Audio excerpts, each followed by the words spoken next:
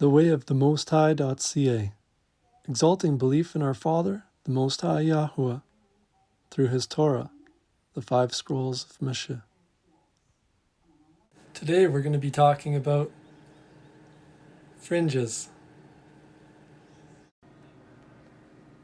First of all, this video is not going to be too in-depth, but if you go to my website, the wayofthemosthigh.ca, and click on articles right there, you go down, you'll find an article on you will wear fringes. So if you wanted to go into a lot of detail on this study, on why we wear fringes, the color of the fringes, where they're placed, our need for them, and so forth, you can read through that. And Yahuwah spoke unto Moshe, saying, Speak unto the sons of Israel, and tell them to make tassels, or fringes, on the edge of their garments throughout their generations, and to place into the fringes in the edges of their garments a thread of indigo blue.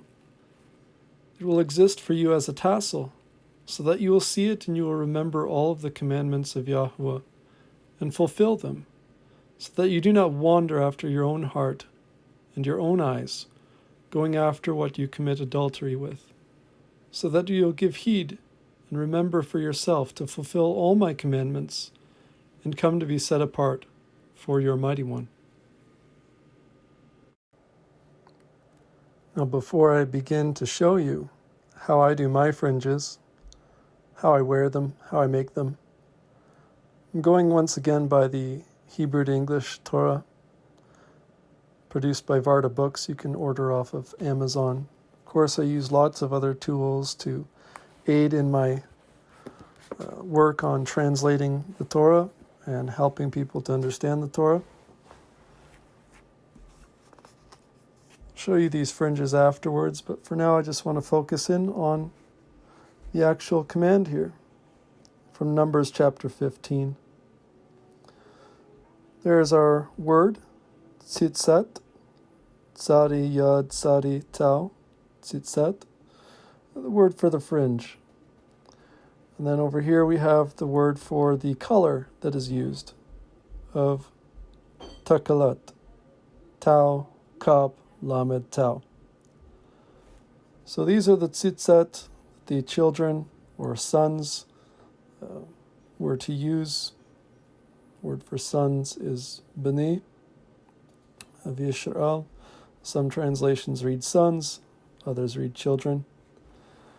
In general, we see that there's a command here to wear fringes on the corners of their garments, and that color, the indigo blue, was taken from Indigofera tinctoria, a plant that is well known for trade in the Saudi Arabian Peninsula, up throughout the Middle East.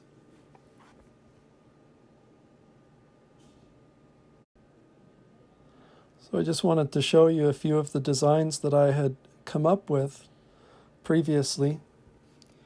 This one's just kind of random knots, the first 4 section, and then more blue, and then random knots. It's kind of a discordant one. I kept the length of all of the fringes the same, and you can do that just by cutting the bottom parts so that they all match.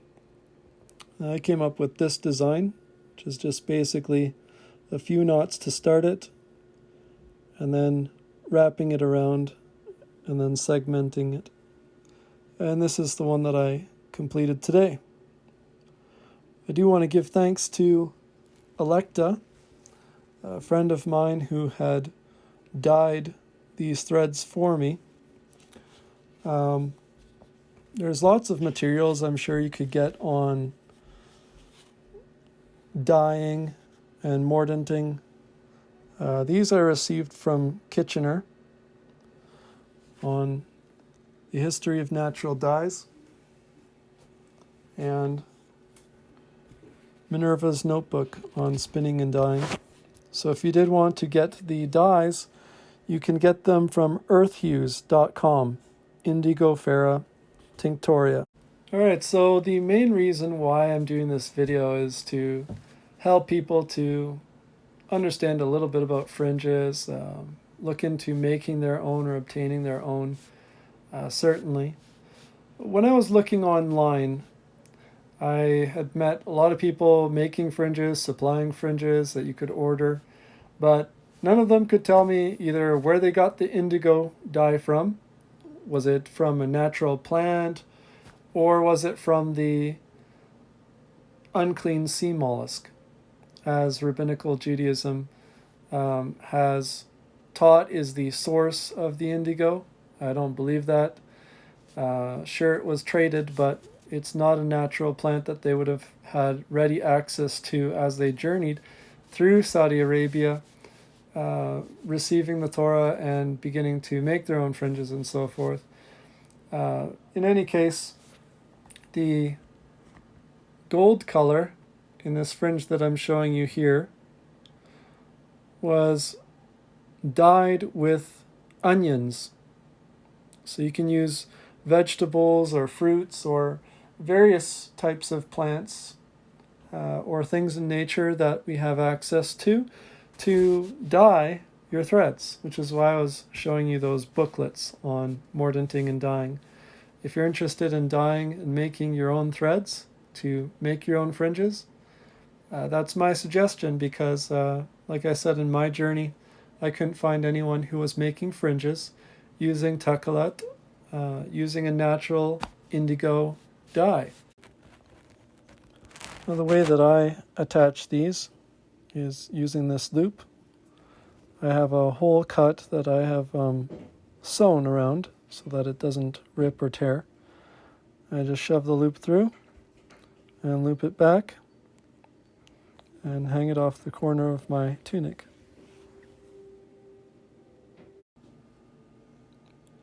Now, the way that I make my fringes is I'm using this flashlight here, and I've got 4 threads, 2 of them being indigo, 1 gold, and 1 white. And the measurement I've used is about an arm's length worth of thread for each one. You're going to make just some basic knot to hold it to the flashlight, and then proceed down with your knots from there, using whatever design that you like. Some people think that it's important to make 21 knots for the name of the creator, or follow other halakhic Jewish traditions. As we had read from the Torah, it's not specific as to how you do it. The important thing is to have a thread of blue and to create for yourself a fringe that when you look at it, you remember the commandments of Yahuwah. Well, that's all I have for you today. Today's broadcast on fringes. Hope that it was helpful to you.